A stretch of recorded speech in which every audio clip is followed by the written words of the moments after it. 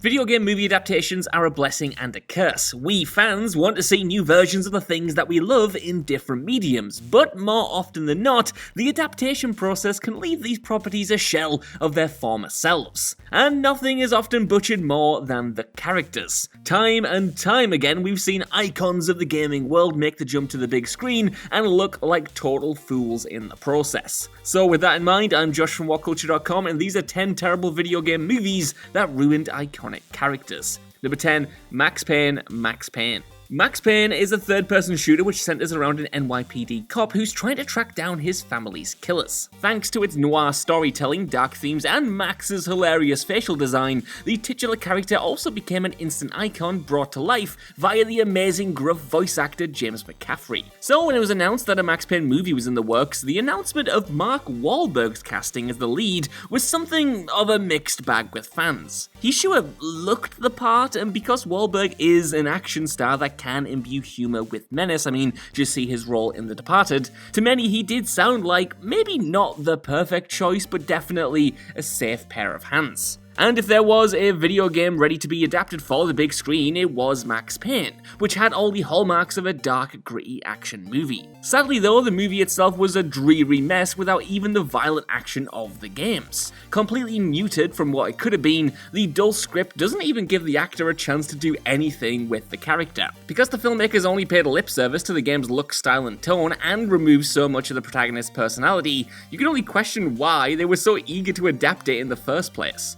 Number 9, Nemesis, Resident Evil Apocalypse. Resident Evil's Nemesis was a villain so good that he had an entire game named after him. Still an icon of the series decades later, this hulking beast became iconic for one thing and one thing only, his insatiable bloodlust. Only ever uttering the names of his victims, the stars, Nemesis was unrelenting, a biohazard force to be reckoned with that haunted the minds of players for years. In short, he was the perfect villain for a movie, which is why it's all the more baffling that the movie adaptation, Resident Evil Apocalypse, turned him into a good guy. Well, he definitely starts as you'd expect, decimating people with rocket launchers, but eventually he does turn to the side of good through the power of love, where he just teams up with the heroes at the end. He doesn't even get a chance to mutate, it's just such a waste. Number 8, Bloodrayne.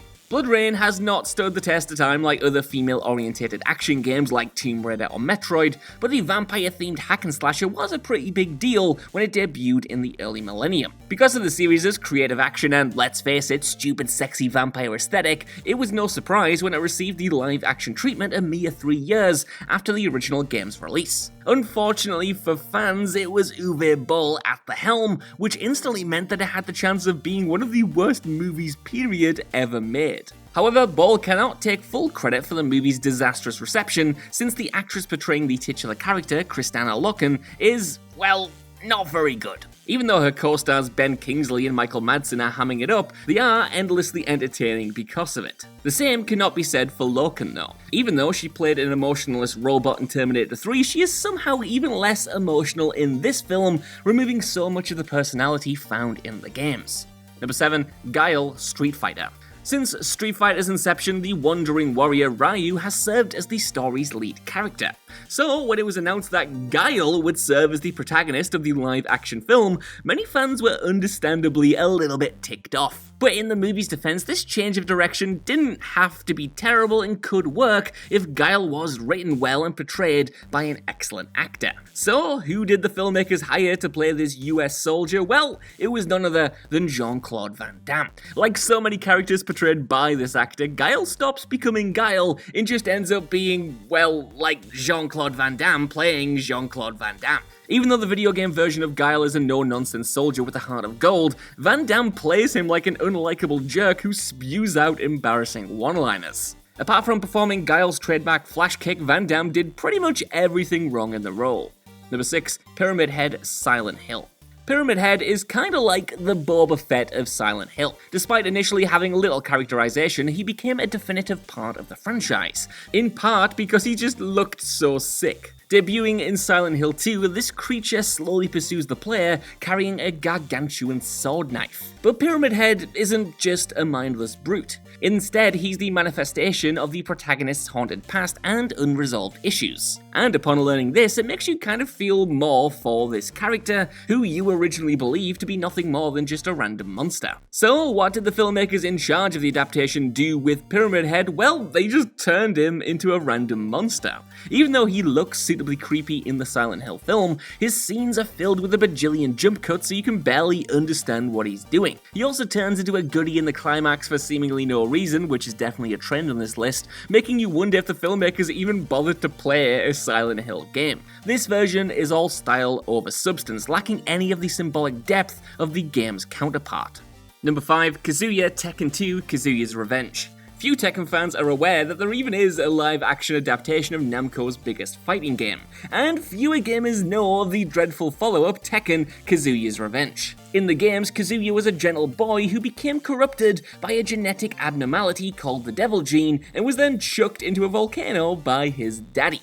Although this gene endowed him with astounding power, it also warped his mind, turning him into a force of evil. Sadly, this entire backstory is ignored in this film, since Kazuya is rewritten as an amnesiac who's brainwashed into being an unstoppable killer. Now, you could argue that this change was made so the character could come across as more relatable, but his literal devilish side is so fundamental to his persona and Tekken as a whole that it's nonsensical to just leave it out the plot. The story has so little in common with the source material that it feels like the filmmakers devised a generic action movie and then just slapped Tekken under the title to encourage gamers to see it.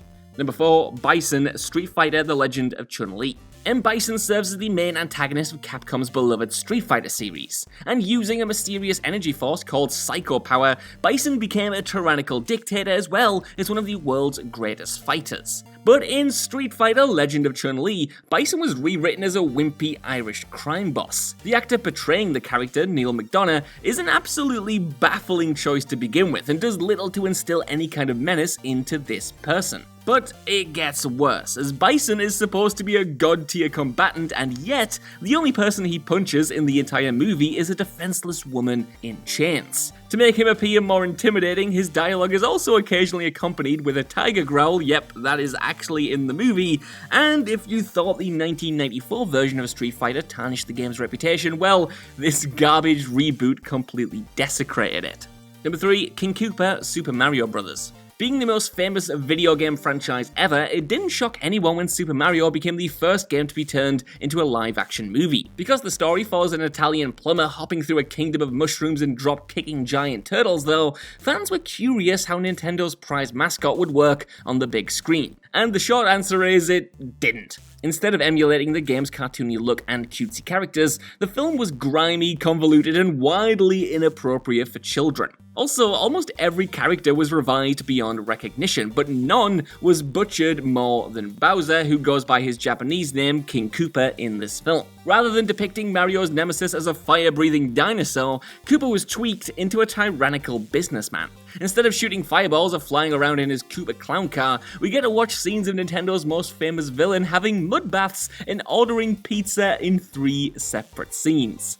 Number 2. Albert Wesker, Resident Evil: Welcome to Raccoon City. Albert Wesker, even now years after his death, is still seen as the face of Resident Evil's villains. The secret agent turned monster was defined by his slicked blonde hair, sunglasses, and Matrix-esque kung fu abilities. In fact, he was so inspired by action movie cliches that it made sense for him to become the star of the Resident Evil movie series. But when Wesker made his cinematic debut in Resident Evil Afterlife after a cameo in Extinction, fans were unhappy since the actor Sean Roberts failed to capture the character's menace. He had his hamminess down to a T, but it kinda felt a little bit like cosplayer. So when Game of Thrones actor Tom Hopper was cast as Wesker in the reboot Resident Evil: Welcome to Raccoon City, gamers were a little bit more optimistic. Sadly, the filmmakers behind the latest movie tried even less to capture Wesker's essence. Firstly, they discarded his trademark look, making him appear like your regular generic cop rather than the cool secret agent of the games. Now, you could forgive this alteration if Wesker was still depicted as an imposing figure, but the god-awful script made that impossible. Instead of making him a cold-blooded killer or a Machiavellian mastermind, Wesker was rewritten as just some guy. If no one mentioned his name, the viewer would never even suspect who this character was supposed to be. Number 1. Everyone, Mortal Kombat Annihilation. After the disastrous reception of the Street Fighter live-action film, beat-em-up fans were terrified that Mortal Kombat would turn out just as bad. However, Paul W.S. Anderson's adaptation is generally regarded as one of the better adaptations, due to its impressive stunts, excellent choreography, and kick-ass theme song that, FYI, Scott Tilford legit played at his wedding. The same cannot be said about the abominable sequel Mortal Kombat Annihilation, though. One major flaw this follow-up suffers is that it shoves in so many combatants from the series, and none of them have anything to do. Fan favorites like Baraka and Johnny Cage die in under a minute, while Melina, Scorpion, Sub-Zero, and Sonya are just there. Sadly, the characters who receive the most screen time are also the most boring. Raiden is only there to dole out exposition, Jax's only purpose is to churn out one-liners, and Shao Kahn hams it up to ridiculous levels. And Sindel, well, Sindel is infamous for having among the worst dialogue in cinema history. The only thing that's impressive about Mortal Kombat Annihilation is how it incorporated 20 characters from the video game franchise and yet failed to do even one of them justice. So that's our list. Want to know what you guys think down in the comments below. What do you think about these video game characters and their big screen counterparts? And are there any that you think I should have included? While you're down there as well, could you please give us a like, share, subscribe, and head over to WhatCulture.com for more lists and news like this every single day. Even if you don't though, I've been Josh. Thanks so much for watching, and I'll see you soon.